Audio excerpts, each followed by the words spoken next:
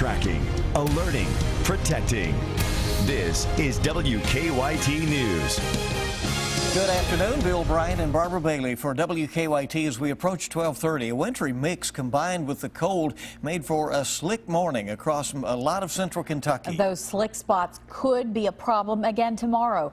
WKYT meteorologist Micah Harris is here with an early check of the forecast. Micah? Well, we still have some flurries flying around. I don't see many flakes. If we do have some of that, that's really back over toward the east and southeastern zones. But those flurries, they won't amount to much because, well, it's in the middle of the day. People are going, so it really doesn't have much time to just accumulate there on the roadways. It's not that heavy.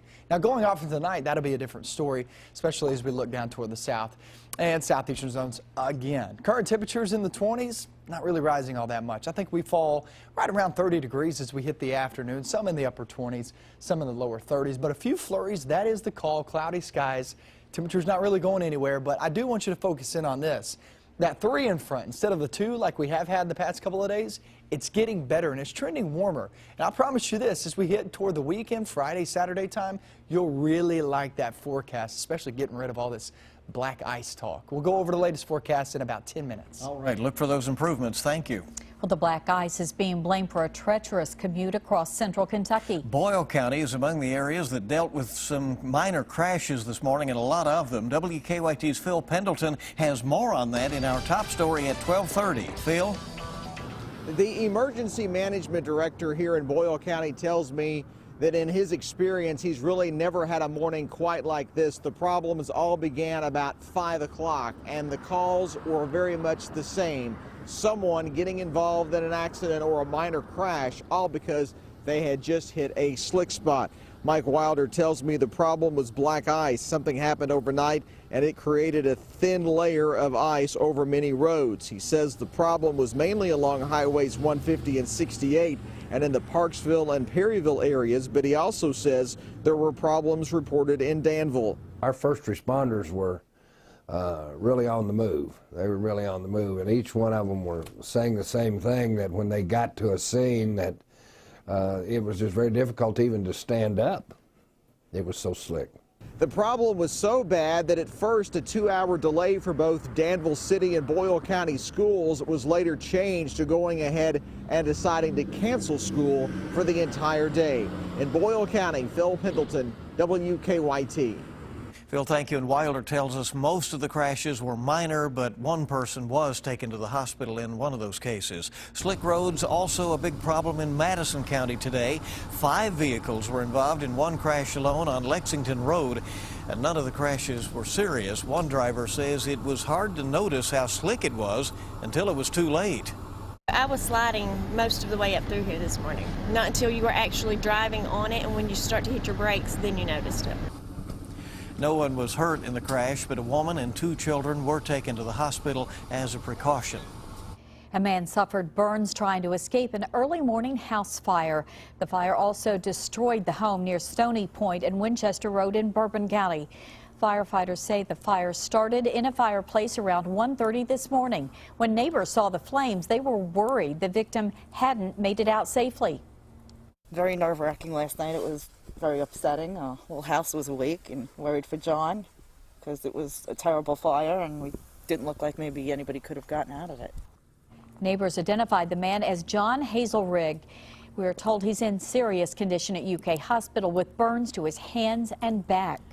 Police think the same people are behind burglaries at 2 Kentucky churches, both happening within the last week in Ashland. Church leaders at Second Baptist Church say a thief stole some snacks, broke out windows, and left a trail of blood. The pastor thinks the suspects were looking for some quick cash. I think it's pretty low of anybody to try to rob from God's house. With the drug problems we have and unemployment, people are doing different things. Down the street at the Normal Presbyterian Church, a thief stole about $20. Investigators think the time frame, the location, and method are similar in both of those cases. A former Kentucky police officer is suing a gun store after he accidentally shot off his finger. The accident was caught on camera. It happened last year at Barron Outdoors. The lawsuit claims former Glasgow police officer Darrell Smith was examining a .38 caliber gun when he cocked it. The gun was loaded and it fired. Officer Smith's attorney says he lost part of his index finger and his job. He's got a lot of medical bills that have to be paid, and you know, like I said, it ended his career, and he's going to have a lot of lost income. The lawsuit claims the Barron Outdoors employee did not do a safety check on the gun. Smith is suing for negligence. We have that surveillance video of the accidental shooting on WKYT.com. Well, NASA is trying to figure out what triggered an alarm aboard the International Space Station, indicating a possible ammonia leak. 2 American astronauts and their Italian colleague evacuated to the Russian quarters as a precaution. As Omar Villafranca shows us, at this point, NASA does not believe it was really a leak. Of the International Space Station. The space station crew evacuated the U.S. part of the station this morning after an alarm indicated a possible ammonia leak. The 2 Americans and an Italian put on masks and moved to the Russian section of the station. But James Kelly from Mission Control told Flight Commander Barry Wilmore it may just be a faulty sensor. We're still trying to figure out exactly what happened. We're not entirely convinced that this is an ammonia leak. We'll just stand by and ready to do anything from our end that you have for us. Ammonia is used to cool the electrical labs on board the station. And obviously it's a toxic substance. They don't ever want that inside the crew's air supply. CBS News space consultant Bill Harwood says the crew isn't in any danger. There's no big hurry. The crew can stay in the Russian segment for a pretty good time here while they troubleshoot the issue. The incident comes 2 days after a SpaceX cargo ship docked with the space station. Yesterday, American flight engineer Terry Virts opened the hatch to get supplies, but now the astronauts are in a holding pattern. Yeah, we wish we had more for you guys to do at this point. We don't. So enjoy your impromptu day off here a little bit. While engineers back on Earth figure out what's going on. Omar Villafranca, CBS News, Dallas. There are 6 people on board the International Space Station, 3 Russians, an Italian, and 2 Americans. Well, how many hours you work might play a role in how much alcohol you drink. And researchers find that race matters when it comes to breast cancer diagnosis and survival.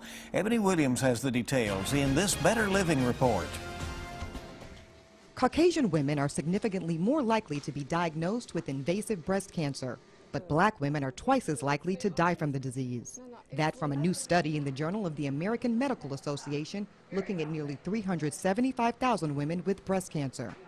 The study's authors say while some of this could be attributed to race and socioeconomic factors, more research is needed on the biological explanations.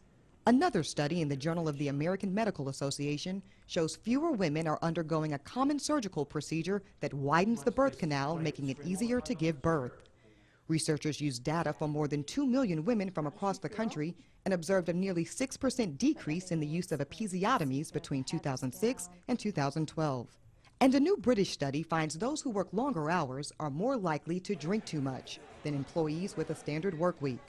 Researchers looked at more than 300,000 men and women from around the world who work more than 48 hours a week. They were 11% more likely to drink too much. For women, that was more than 14 alcoholic beverages per week, and for men, 21. Researchers say risky drinking is associated with so many diseases, regulating work hours could constitute a public health intervention. Those are some of the day's top health stories. Ebony Williams, CBS News, New York. An extra boost for the YMCA today, thanks to a local company and to WKYT. Today, the station presented a check to the YMCA of Central Kentucky for $1,500. Bates Security helped win the money for the YMCA through our WKYT Gives contest.